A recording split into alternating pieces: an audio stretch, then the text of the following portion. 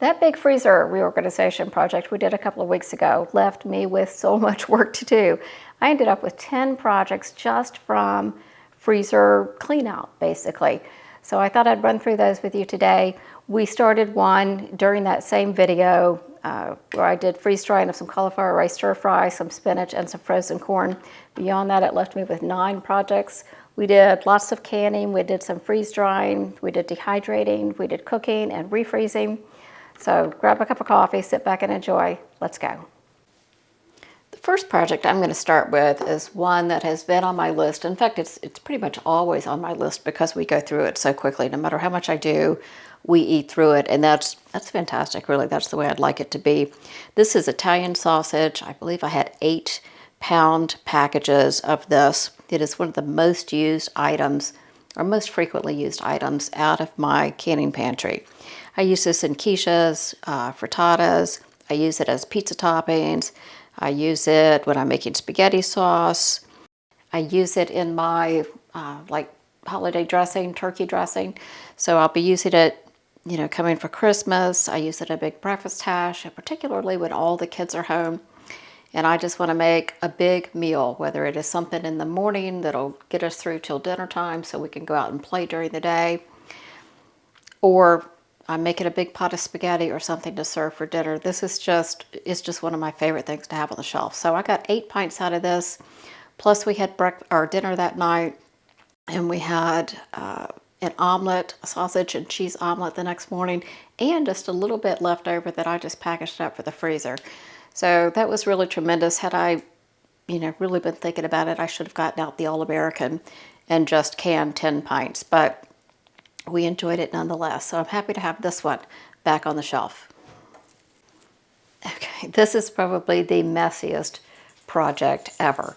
This is breakfast sausage, specifically for breakfast. We love to have sausage for breakfast. However, you got to defrost it and you make a big mess, and I don't know. Anyway, it just never happens. So I thought, well, with the kids coming, I'll just make some sausage patties and package them up properly for the freezer.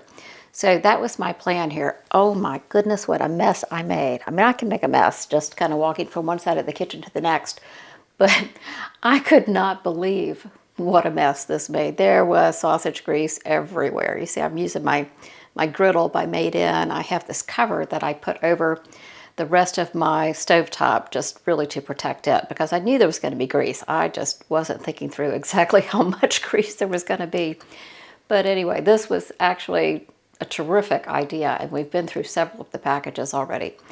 So I don't remember exactly how many packages I ended up getting, but I did a bunch of them that I vacuum sealed in 4-packs so that David and I could have it for breakfast anytime. And I just take it out the night before, stick it in the fridge, and it's defrosted enough for breakfast, and then I can just pop it in the microwave for 30 seconds to a minute. But what I also did was I did 2 packages that were a package of 12, because when my kids are home for Christmas, we'll have 6 of us here. And I thought, well, how fun would it be just to pull out a package of sausage and have that, and then I can serve it with whatever else we're going to have, eggs or, I don't know, toast, French toast, something like that.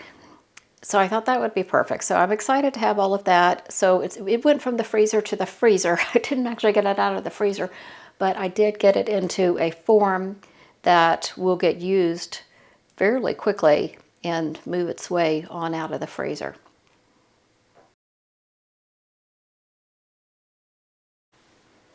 All right, this next one is going to be a Christmas gift. So as you might remember, this summer I did several what I'm just calling fruit sauces that I'm using for Christmas gifts. I'm going to pack them in a little 3-pack, and I wanted all kinds of different colors. So I had bought some frozen mango and some frozen blueberries, and I don't know if you saw me pull these out of the freezer or not, but they were huge bags, taking up a ton of space in that bottom drawer in my big freezer. So I had in my mind that if I mixed mango with blueberries, it would be green. Well, I was really far off on that. I don't know what I was thinking, because the mangoes are more orange than yellow, and the blueberries are certainly more red than blue. So what I ended up with was orange.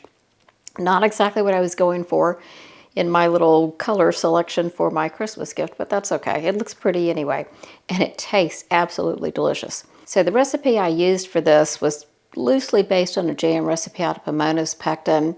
I did pH testing, of course, because the Pomona's Pectin recipe didn't exactly use mangoes and blueberries. And then I also, because I was just doing a sauce, I did not use the pectin or the calcium water. Obviously, this has been such a good sauce. I made several jars of it, and I had one. I've been eating it this past week on my yogurt in the morning, and I really think it's fantastic. So I'm excited to have that. I had to do quite a bit of blending of it, though, to get those mangoes smooth enough.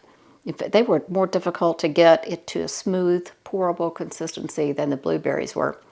But anyway, I'm glad I did this combination. Kind of wish it had been green, but it didn't. So it turned out just fine.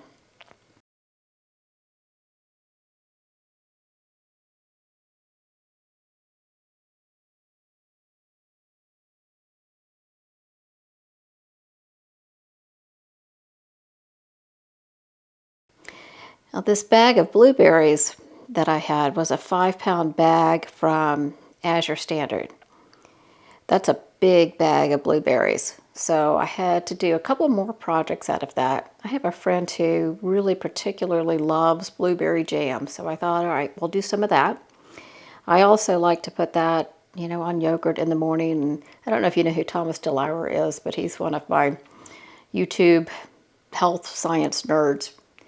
And he is always saying, eat more blueberries, eat more blueberries. So I thought, okay, fine, I can eat more blueberries. So I made some jam, and I'll put that on my yogurt. David likes it on a bagel or something in the morning.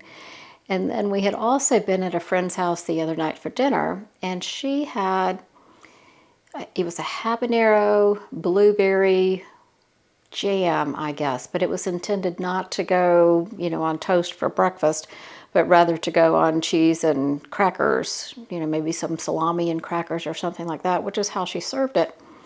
It was fantastic, absolutely fantastic. But I'll put a picture of the ingredients up here in the corner. There was so much sugar in this. I swear the thing was all sugar. 8 grams of sugar in a tablespoon. So I thought, okay, surely I can do better than that. I will make my own and use allulose, of course. So again, I did it basically using a blueberry jam recipe out of Pomona's Pectin, and I had jalapenos. I didn't have any habaneros, so I used my jalapenos. And I thought that my jalapenos were really going to be spicy enough, but I'm not sure they were as spicy as I wish they had been for this dish. It's good, it's tasty, it's fantastic on cheese and crackers, but it's not quite as much of a punch, I guess, as the one that we had over at her house. But anyway, it was a good start and something that I think is kind of fun to have. Not something we'll eat every day, but something that's fun to have.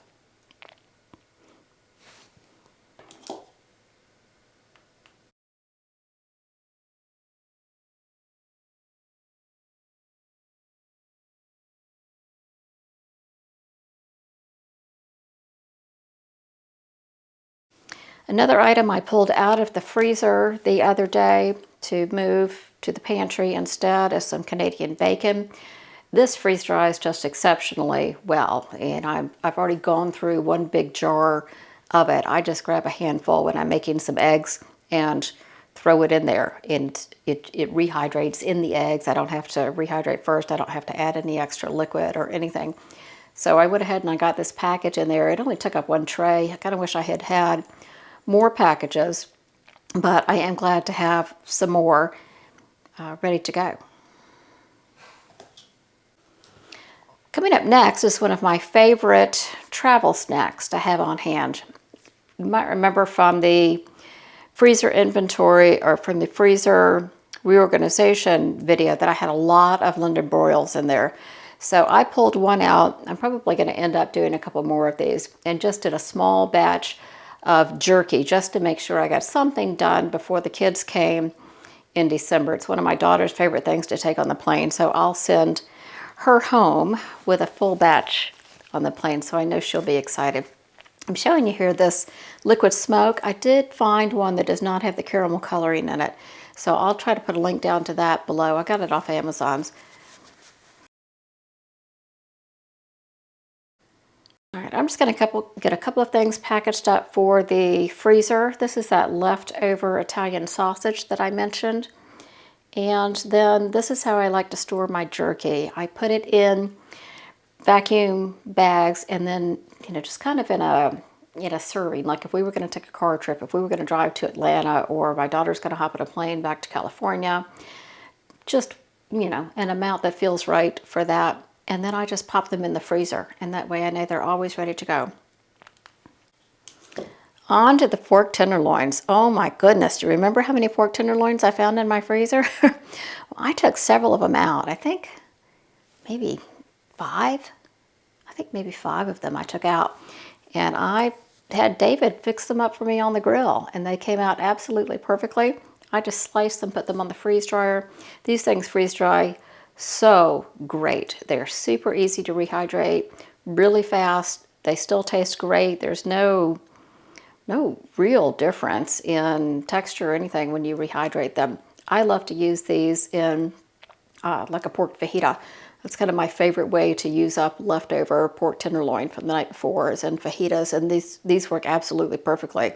I can either chop them up and throw them in a pan with peppers and onions, or I can just rehydrate them and lay them in a tortilla with some melted cheese, and we're good to go. It's one of David's favorite leftover kind of meals. So I filled up 5 full trays with this, and then I got them packaged up in some Mylar, so I'm happy to have that done. While we were at it, we went ahead and had pork tenderloin for dinner a couple of nights. So that was good too. I love these deals where if I'm preserving something, then I can also knock off preparing a separate dinner that night. It just works out great for me. All right, project number 9 is a different one for me. This is a meal I prepared specifically for the freeze dryer, although we did have it this night for dinner again. So it was kind of a twofer for me. David loves beef stroganoff. He just loves it. So I thought, okay, I was at Costco, I picked up some mushrooms. I knew I had all that extra ground beef in the freezer that did not even fit in my ground beef bin. So I wanted to go ahead and use that. So I had 4 pounds of ground beef in there. And normally I might use stew beef or something if I were doing, kind of a normal beef stroganoff, but the ground beef just works perfectly, and it was really quite tasty. So I just chopped up some onions and a whole bunch of mushrooms. Now, I'm not the biggest mushroom fan in the world. David really loves them, but anyway, it's not my favorite thing. But I thought having this freeze-dried for him in a serving size would be perfect. He could have it anytime he wanted. If he wanted to put it on noodles at some point, I could do that, or rice or whatever. I just served it on cauliflower mash the night that we had it, and I thought it was just great. So I just did the ground beef, onions, mushrooms, this better than bouillon. I used a couple of different seasonings. The Worcestershire, I know I used a lot of rosemary, a lot of thyme, a lot of garlic, enough salt, black pepper. And then I know that, if you would normally use sour cream if you were making a beef stroganoff. Well, I don't eat sour cream. I just have the goat's dairy. So I used a goat's milk yogurt, and it was really terrific. Yeah. So I thought that was absolutely great. And then I just put a little bit of keto thickener in there because I don't do the flour and the roux and all of that kind of stuff because we are keto. But this was really a terrific meal for us that night, and something I was really excited to be able to put into the freeze dryer. So it's actually still in the freeze dryer now. I don't have the finished product to show you, but I think it's going to rehydrate extremely well. Well, that's it for me today. I hope you have a great week. I'll see you next week. Bye-bye.